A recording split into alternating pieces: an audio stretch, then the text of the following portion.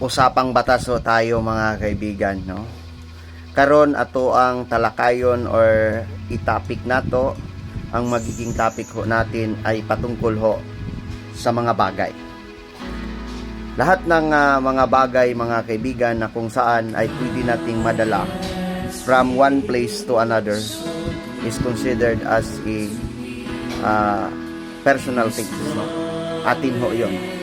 Lahat bang mga bagay na ito ay pwede nating angkinin katulad ng cellphone, pera, sasakyan, or motor, or etc. Ito ba ay pwede ba nato angkunon na kung saan ay especially nakitaan nimo, kwarta nakitaan nimo, no? So, it is the knowledge of everybody mga kaibigan na kung saan marami ho sa atin ang hindi alam ang ganitong mga bagay at ang ganitong mga batas, no? I have a little bit of knowledge regarding about law, but I am not a lawyer in the first place, no? Ipapaalam ko lang at ipapaalam natin kahit magtanong kayo sa mga lawyer, no? Ito yon ay under ng Civil Code or the 719 Article 719 of the Civil Code, na kung saan hindi mo pwedeng angkinin or ariin ang isang bagay na nakitaan mo, especially kwarta.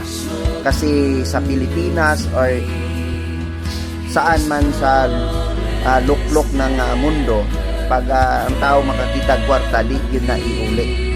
Pero in the first place mga kaibigan, violation na siya under of the Civil Code, no?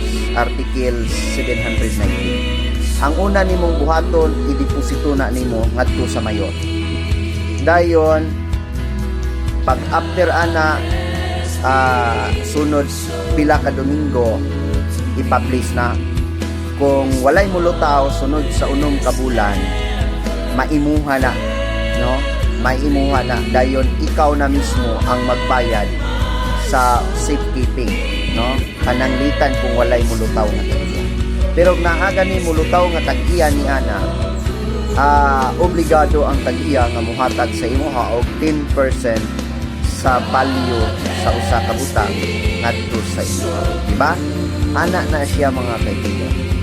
So, karon kay nakahibalo naman mo, ayaw jud ninyo ang una ang mga butang na dili niyo, di ba? Pero 70% around the world ay honest na mga tao. No, inana na siya according to our, di ba? I have